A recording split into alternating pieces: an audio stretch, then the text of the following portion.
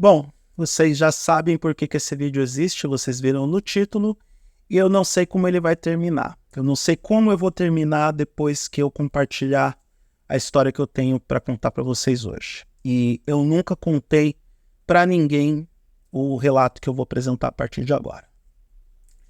Eu sou um cara que assiste Fórmula 1 desde 1983. A minha mãe, que teve 2 filhas, as minhas irmãs mais velhas, a diferença de idade, 9 e 8 anos, ela lutou muito para que eu nascesse. Ela cortou o sal e o café para poder controlar a pressão arterial só para que eu viesse ao mundo. Eu sou um filho temporão. Ela já estava com quase 40 anos de idade quando eu nasci. Foi uma gravidez complicada. E ela não sabia como cuidar de um garoto. Sabe, sistema patriarcal, aquela coisa de você ser uma mulher e não saber lidar com um homem? É meio estranho, foi meio estranho para ela, e é meio estranho para algumas pessoas até hoje, mas acho que ela fez um bom trabalho aos trancos e barrancos, com todas as dificuldades, enfim. Ela teve a ideia de me colocar sentado na frente da televisão nas manhãs de domingo para assistir aqueles carros correndo e passando na TV. Aquele esporte chamado Fórmula 1. E eu assisto Fórmula 1 desde a década de 80, desde o começo da década. A minha primeira imagem de ser vivo é justamente essa. Essa é a minha primeira lembrança de vida. Eu sentado em cima de um carpete, ou de um tapete que a gente tinha em casa, na frente da televisão, assistindo Fórmula 1. Eu tenho alguns fragmentos de memória de algumas provas que eu assisti. Me lembro bem do segundo título mundial do Piquet, do contexto que ele venceu aquele campeonato. Acompanhei aquele campeonato como se fosse a série. Eu tinha apenas 4 anos de idade. Minha mãe e meu pai me ajudaram nisso, porque eram jornais, revistas, álbuns de figurinhas, tudo que eles puderam fazer, carrinhos. Meu Deus do céu, quanto de carrinho de Fórmula 1 que eu tive em casa. E aí, em 1984, chegou o Ayrton Senna para o campeonato. Eu confesso que eu gostava mais do Piquet do que do Senna. Até porque, quando eu comecei a assistir, basicamente só tinha o Piquet como brasileiro para a gente torcer. E a falta de opção acaba deixando a gente meio restrito. Mas o Senna veio no ano seguinte, já veio me impressionando com uma Toleman que, diferente daquilo que o seu tio conta, não era um carro, uma porcaria. Ele era um bom carro e tinha um bom piloto ali, tanto que Senna marcou seu primeiro ponto na Fórmula 1 já na segunda corrida e enfrentando uma poderosa McLaren Tag Porsche, uma Ferrari que vinha forte, uma Brabham que vinha forte, uma Williams que andava na frente, e o Senna com a Toleman conseguiu marcar os seus primeiros pontos na Fórmula 1 naquela temporada. Ele foi muito bem, tanto que ele garantiu o seu contrato com a Lotus no ano seguinte. O tempo foi passando e eu fui percebendo o óbvio, que Senna era diferenciado. Para vocês que são fãs de Max Verstappen e que começaram a acompanhar a Fórmula 1 nos últimos 10 anos por causa do holandês, vocês teriam adorado Ayrton Senna. Porque Senna e Verstappen têm muitas similaridades. São pilotos rápidos, são pilotos arrojados, são pilotos destemidos, e os dois acreditavam ou acreditam que eram os melhores da categoria. Eles acreditavam muito no próprio potencial. E essa é uma característica de pilotos campeões. Senna era um campeão antes mesmo de chegar na Fórmula 1. O retrospecto, o prospecto dele era muito bom. Eu sou um privilegiado por ter acompanhado as 10 temporadas de Ayrton Senna na Fórmula 1. Foi uma jornada incrível. Foi algo divertido, empolgante, às vezes tedioso, porque não vem me dizer que as corridas eram emocionantes na década de 80, porque não eram. Elas eram legais porque tinha um brasileiro que estava ganhando. E isso faz parte da cultura burra do brasileiro em relação aos esportes. O brasileiro não é poliesportivo. Ele gosta de futebol e de esportes onde tem brasileiro ganhando. Caso contrário, a gente teria uma leva de tenistas, sim, a dar com pau no Brasil inteiro, quadras de tênis espalhadas por todo o país, e não foi isso que aconteceu depois da era Guga. A gente tem agora a Piedade aparecendo no circuito e com boa sorte ela vai ter os méritos dela e construir uma legião de fãs também pelo talento e pelas conquistas. Então, o tempo foi passando, o Senna conquistando seus títulos, se consolidando como um dos melhores de todos os tempos, 3 títulos da McLaren. Eu não vou ficar revisando a história do Senna, porque isso é inútil, Os fãs do Senna, aqueles fãs mais viscerais, conhecem toda a história. Eu vou direto agora, já que eu contextualizei como que é a minha relação com a Fórmula 1 e com o Senna de forma breve, porque eu acho mesmo que esse vídeo vai ser para inaugurar um novo canal de vídeos na minha vida, falando de esportes, ainda mais que esse ano é um ano olímpico. Então, veio aquela Williams de 92, que na verdade não é um carro novo, aquele FW14B é uma atualização do carro do ano anterior, que já era um carro forte, o carro de 91, que deu trabalho para o Senna, sim, para a conquista do tricampeonato. Naquele tempo já o Adrian Newey, um gênio, colocando sistema de suspensão ativa e controle de tração. Eu tinha raiva quando eu olhava aquele carro subindo e descendo. Mansell ganhou 92, Prost ganhou 93, Senna queria porque queria pilotar o carro de outro planeta, e aí fãs de Max Verstappen aprendam: o melhor piloto sempre quer correr no melhor carro e sempre vence no melhor carro. Um dia eu vou fazer um vídeo sobre isso, vocês vão entender melhor do que eu estou falando. Então, 1994, todo mundo estava com a expectativa de que o Senna retomaria o caminho dos títulos porque estava pilotando aquele que teoricamente seria o melhor carro daquela temporada, mas o tempo mostrou que a Benetton, com aquele motor forte, Zetec poderoso, algumas características que burlavam um pouco o regulamento, e Michael Schumacher no volante era uma combinação vencedora, e temos que reconhecer que naquela temporada a Benetton estava assim melhor, mais encorpada e mais potente do que a Williams. E aí veio aquele final de semana do GP de San Marino. Na sexta-feira, nós recebemos a notícia do acidente do Rubens Barrichello no meio da tarde. Na época, nenhum canal de televisão, nem mesmo o Sport TV, tinha o direito de transmitir os treinos livres, tal como acontece hoje com o Band Esportes. Nós só recebemos a notícia do acidente, também em forma de plantão da Globo. A maioria só ficou sabendo do acidente do Barrichello no Jornal Nacional da sexta-feira, e teve uma cobertura ampla, porque foi um acidente assustador. Barrichello não perdeu a vida por muito pouco. O Senna, obviamente, ficou preocupado com aquilo, e eu me lembro de ter comentado com a minha mãe quão assustador foi aquele acidente. E isso porque, na minha mente, nem tinha como registrar porque eu era muito pequeno, eu não vi o acidente fatal nem do Gilles Villeneuve e nem do Ricardo Paletti, que foram as 2 últimas perdas que a Fórmula 1 teve em eventos de final de semana até aquele final de semana de 94. O Hélio De Angelis teve a sua fatalidade durante os testes pela Brabham e Paul Ricard, 1986, eu me lembro disso. E, aliás, só um registro. Eu acompanhava todas as publicações de Fórmula 1, notícias, jornais, revistas, e a perda do Hélio De Angelis também só foi noticiada por uma revista, pela Quatro Rodas, na época. Os jornais chegaram a publicar, mas eu mesmo só soube que o De Angelis perdeu a vida pela Quatro Rodas em uma matéria de meio de revista com fotos que são graficamente explícitas. Era um metal retorcido, era algo horroroso. A Globo já transmitia o treino oficial, o treino que determinava o grid de largada no sábado de manhã.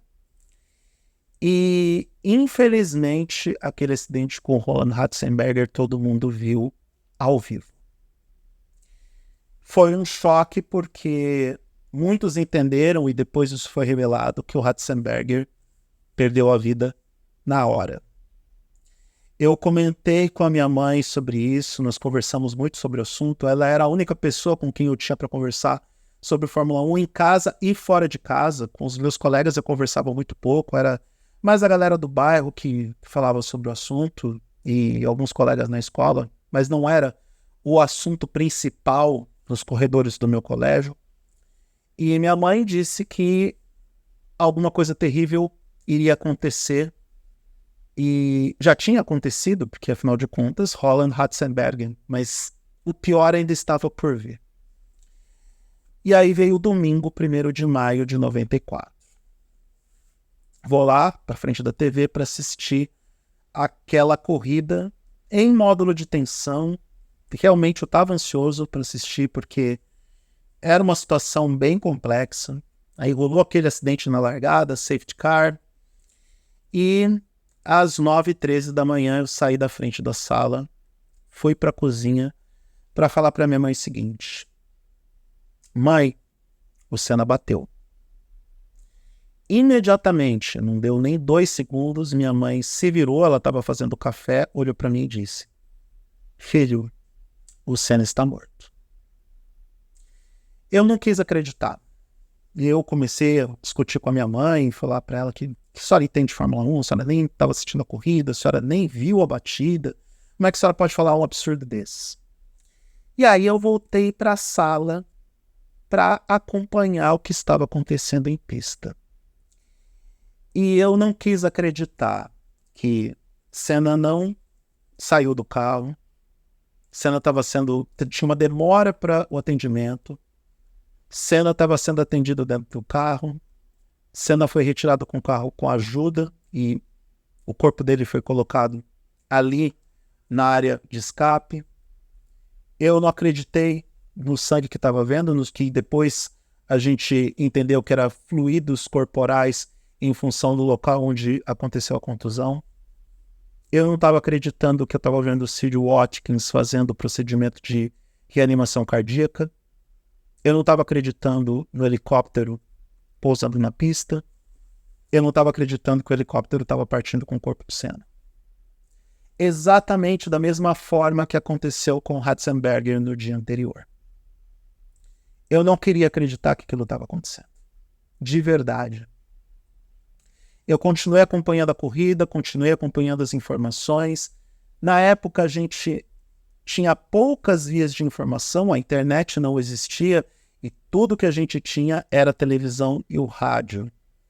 E a gente sabia que era a Rede Globo que atualizaria o Brasil com as informações mais recentes sobre o evento, mas eu ficava trocando de canal e aí, sei lá se era instinto jornalístico ou porque meu pai atuou na área de jornalismo, ele primeiro foi jornalista para depois, jornalista de redação de jornal para depois ir para o radialismo, e na época ele ainda estava na profissão, e eu fui trocando de canal para ver se tinha alguma novidade.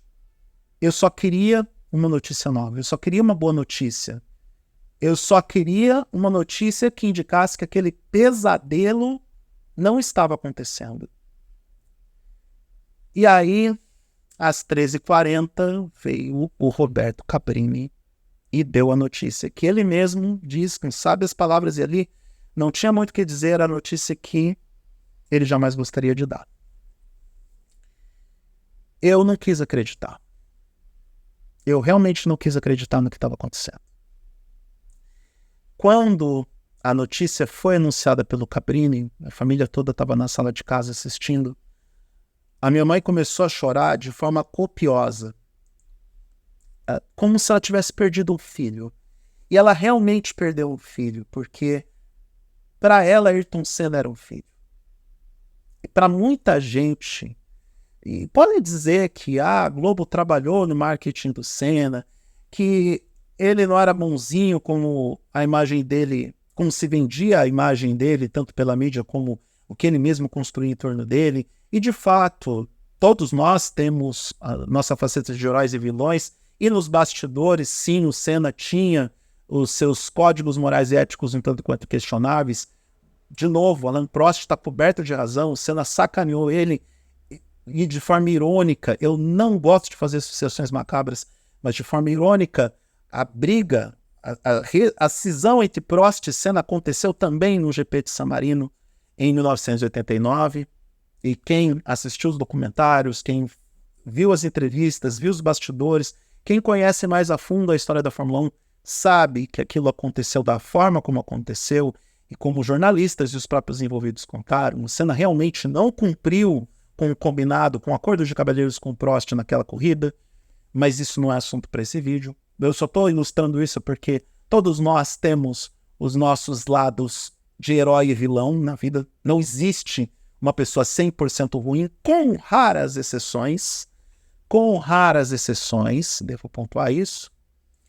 Mas, independentemente de qualquer coisa que eu, você ou qualquer um de nós pensasse sobre Ayrton Senna, isso tudo virou segundo ou terceiro plano.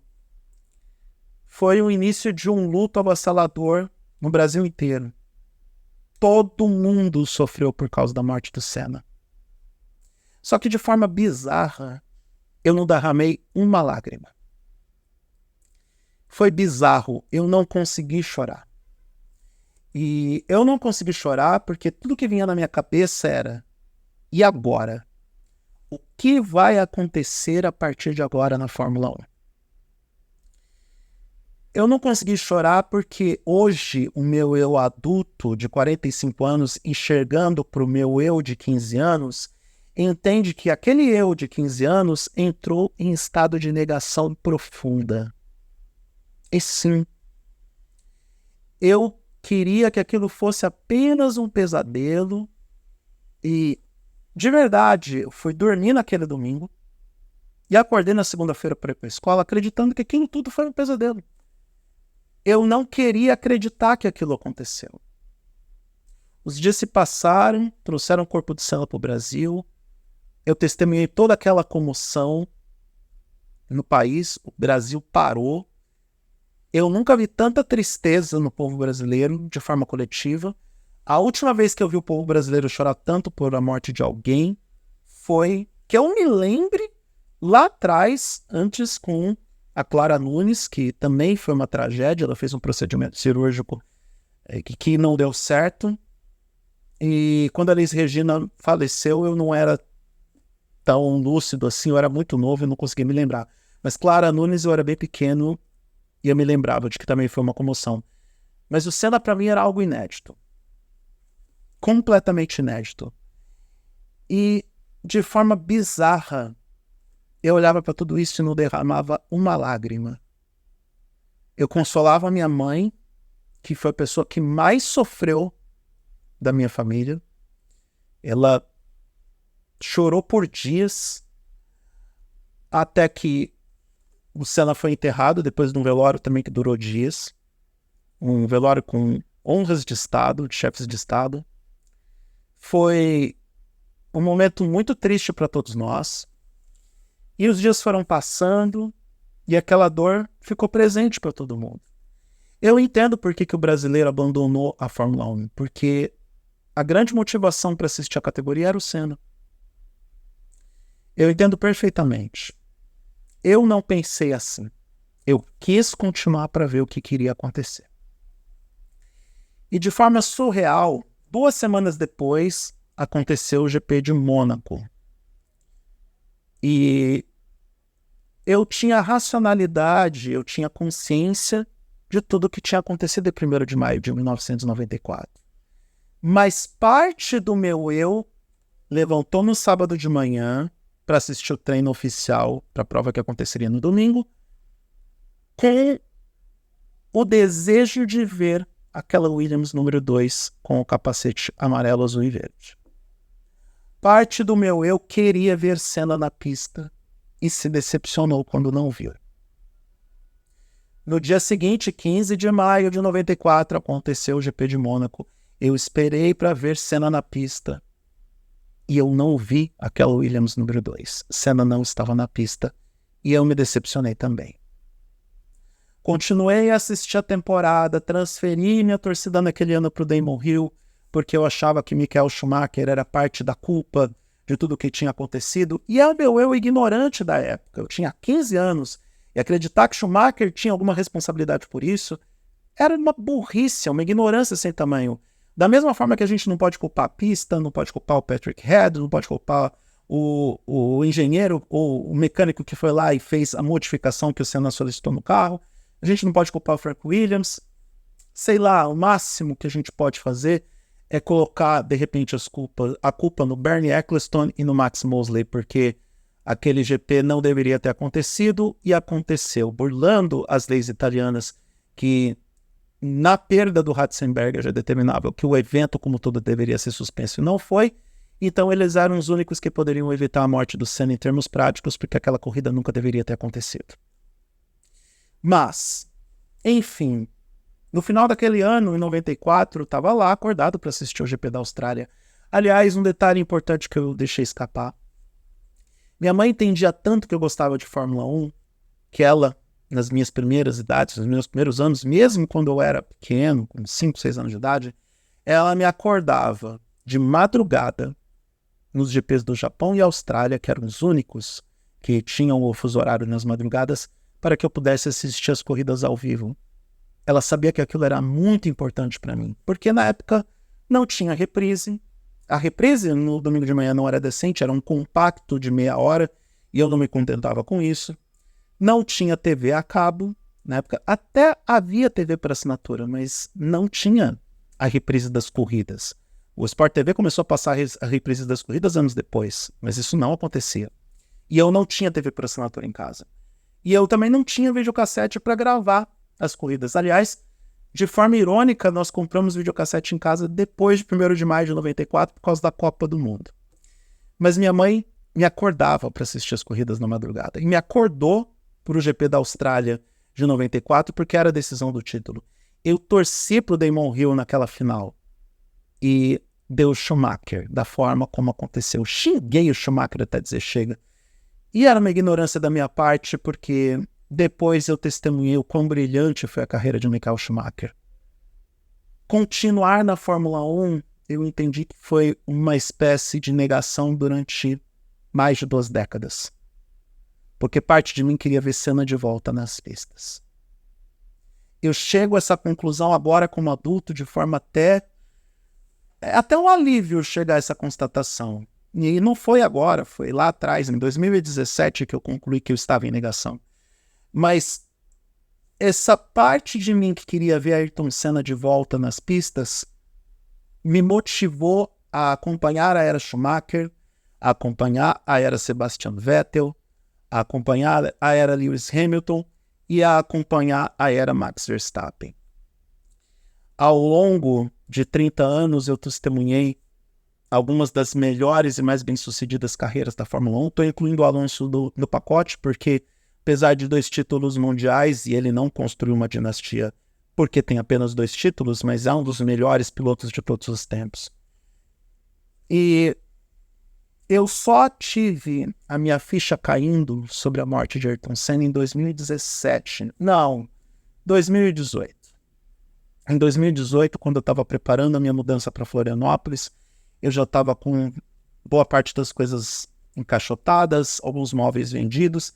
Eu estava só com a internet no meu antigo apartamento em Ponta Grossa e o notebook funcionando para poder trabalhar. E aí eu decidi ver alguns vídeos sobre tudo o que aconteceu em 94, revisitar aquela memória. E talvez a solidão, a saudade de casa, a saudade da minha mãe, e recordar, revisar, entender com um eu maduro tudo o que aconteceu e ter a racionalidade de compreender como alguém que tenha empatia, tenha devida atenção para todos os detalhes de uma narrativa, e principalmente com o saudosismo que é típico daqueles que estão entrando na fase mais nostálgica da vida. Sim, porque depois dos 40 você se torna nostálgico. Eu sozinho comecei a chorar copiosamente diante das matérias, das reportagens, das homenagens, do povo se manifestando por Ayrton Senna. Em 94, eu estava frio, letárgico e em negação, mas racional o suficiente para abraçar minha mãe que chorava copiosamente.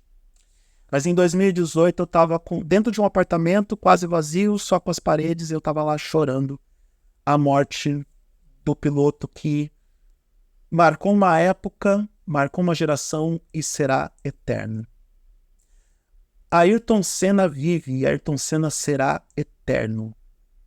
Ele é uma presença viva na vida de todo mundo que ama automobilismo e na vida de todos nós brasileiros que, por um dia, por uma largada, dentro das 161 largadas que ele fez na Fórmula 1, parou para ver esse cara correr. Eu não podia imaginar que eu ia sentir tanta falta de Ayrton Senna na minha vida. De verdade. Isso porque eu sempre acreditei que o esporte estava acima dele. Não é bem assim. Senna causou um impacto profundo em todos nós. Independente da idade, independente da faixa social, independente da cultura, da educação, do perfil. Nenhum brasileiro passou diferente de Ayrton Senna. Isso coloca ele como uma lenda, coloca ele no panteão do esporte. A gente não pode e nunca vai qualificar ou quantificar Ayrton Senna pelo número de títulos, pelo número de vitórias, pelos recordes. A gente vai quantificar e qualificar Ayrton Senna pelas marcas que ele deixou, pelo legado que ele deixou, pelo tamanho que ele é até hoje. A perda do Ayrton Senna impactou as carreiras de Michael Schumacher, Damon Hill, Jacques Villeneuve, em partes do Rubens Barrichello, do Mika Häkkinen.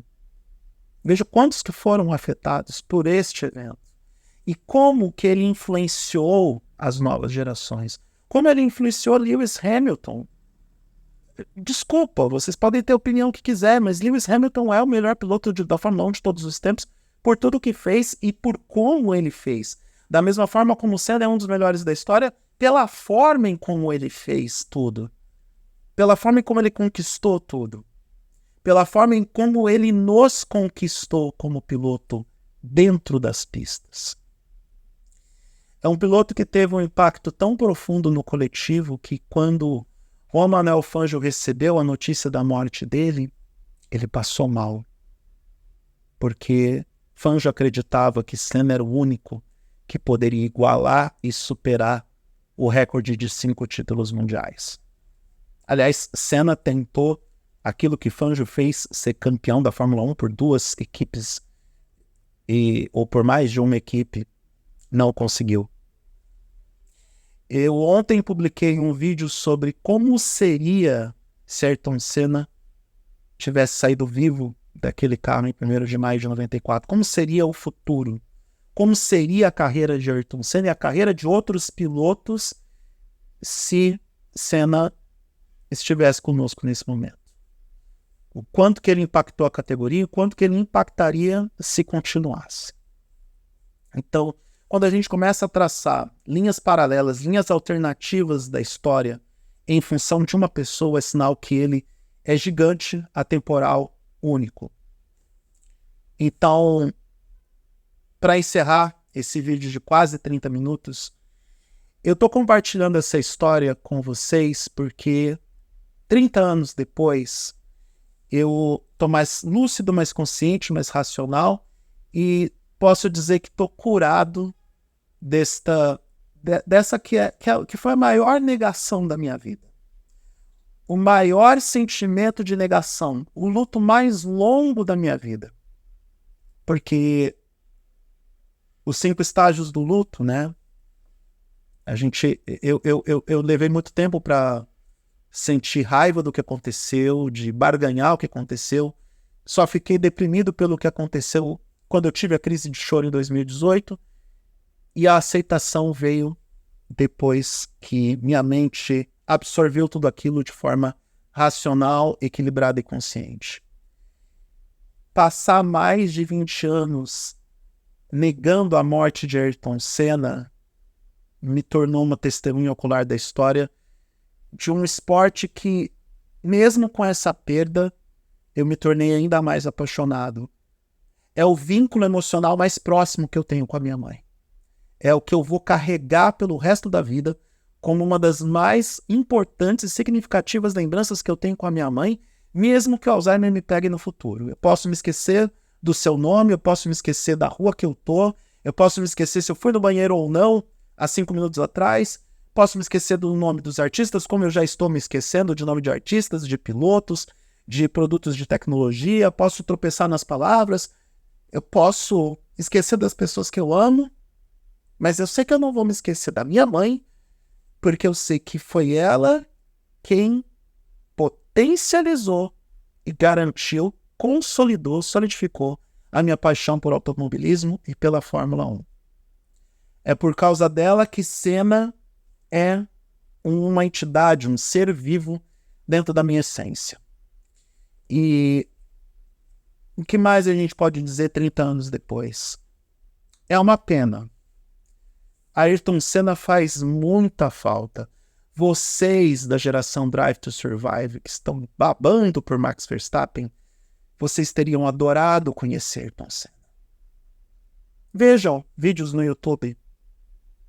Assistam os documentários. Assistam as corridas. Tem corridas completas das décadas de 80 e 90. É mais interessante do que o campeonato de 2024. Vai por mim. E não é a mesma coisa porque nós assistimos tudo ao vivo. Mas vocês vão ter uma ideia muito boa de tudo o que nós sentimos e vivenciamos naqueles anos que são até hoje chamados de anos dourados da Fórmula 1. Ayrton Senna faz falta, mas eu tenho que agradecer a Ayrton Senna porque foi também por causa dele que eu acompanhei ao longo dos últimos 30 anos um esporte com o qual eu sou apaixonado e que eu vou carregar esse esporte dentro de mim pelo resto da vida. Não só a Fórmula 1, mas os esportes ao motor. Eu assisto hoje a qualquer coisa que tenha 4 rodas e que tenha disputas de carros dentro de um circuito.